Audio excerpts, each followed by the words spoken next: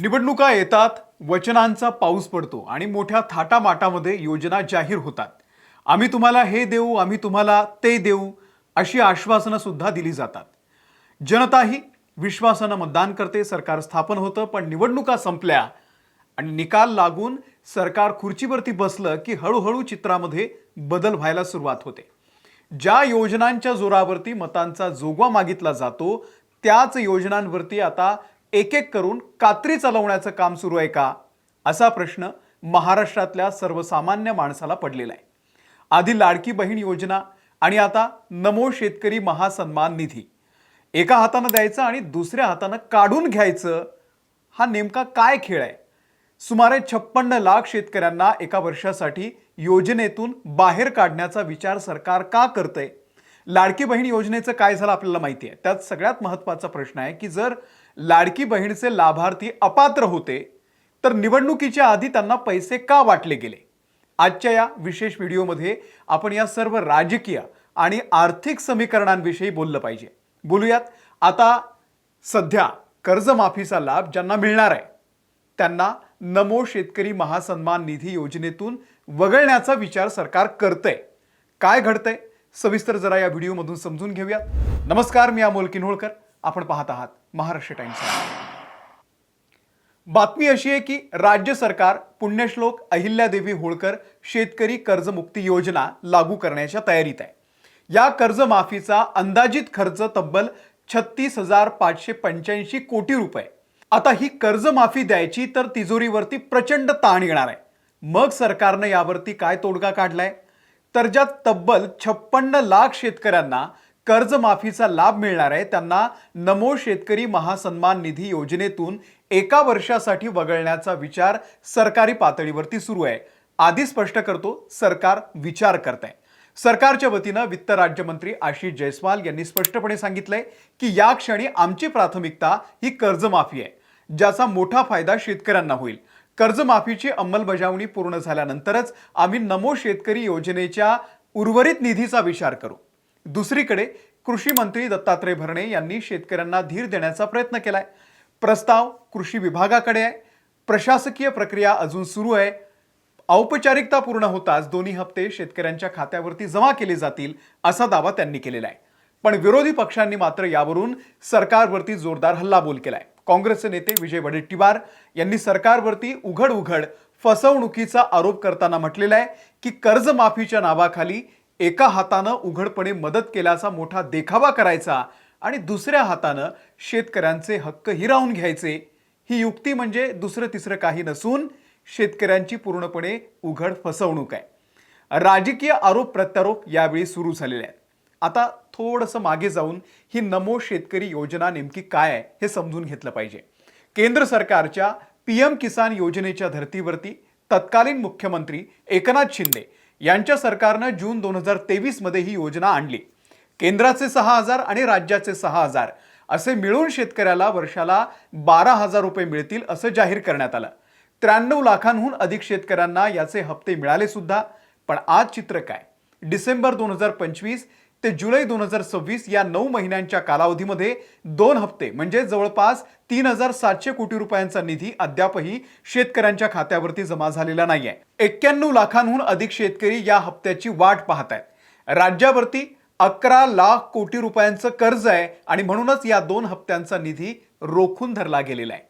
शेतकऱ्यांच्या या मुद्द्याला जोडणारा दुसरा मोठा संदर्भ म्हणजे राज्य सरकारची अत्यंत महत्त्वाकांक्षी मुख्यमंत्री माझी लाडकी बहीण योजना. निवडणुकीच्या तोंडावरती दरमहा 1,500 रुपये देण्याची घोषणा झाली. महिलांनी रांगा लावून अर्ज भरले.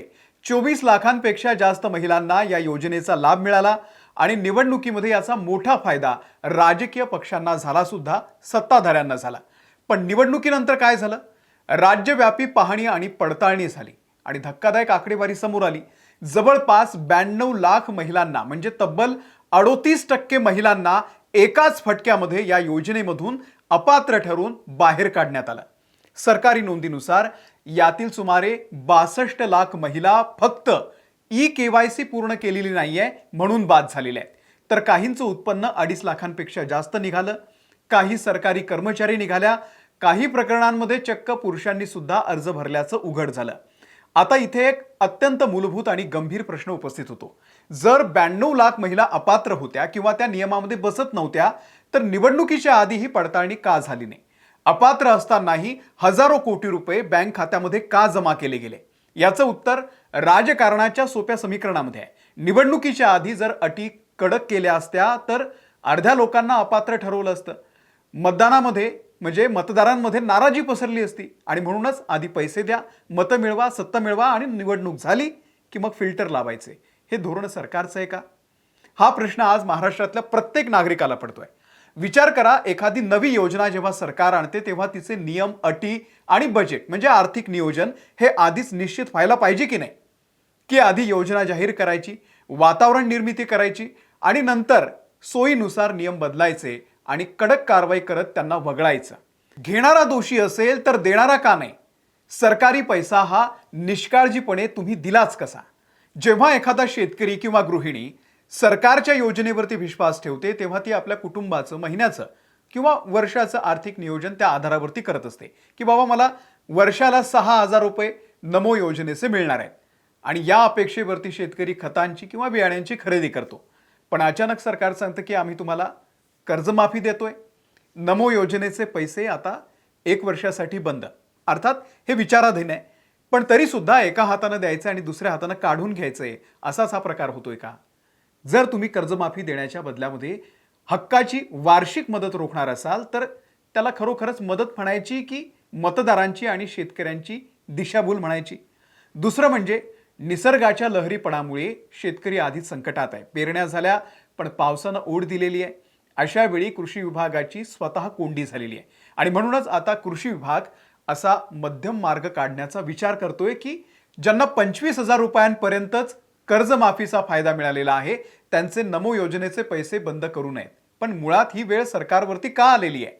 कारण योजना जाहीर करताना राज्याच्या तिजोरीचा आणि भविष्यातील खर्चाचा कोणताही वास्तववादी विचार केला गेलेला नव्हता. शेवटी मुद्दा येतो तो लोकशाही आणि प्रशासकीय नैतिकतेचा.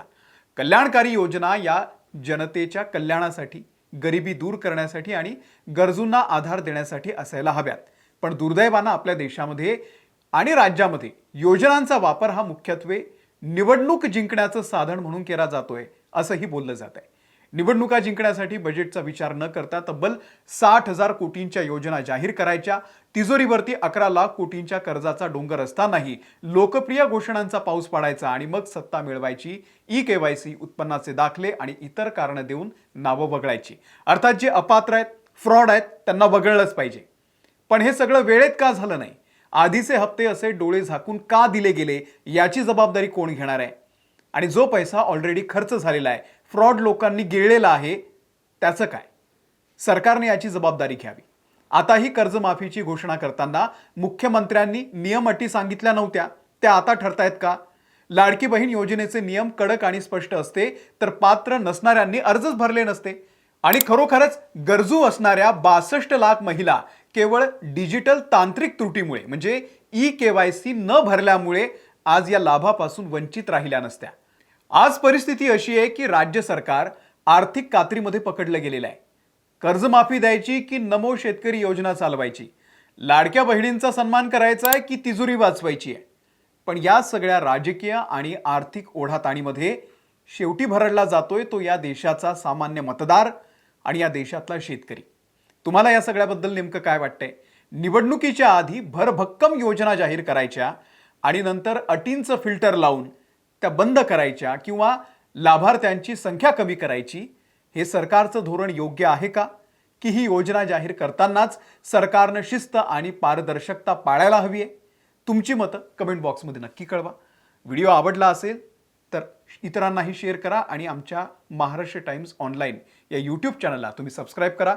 फेसबुक आणि इंस्टाग्रामवरती आहोत, तिथे आम्हाला फॉलो करा. धन्यवाद.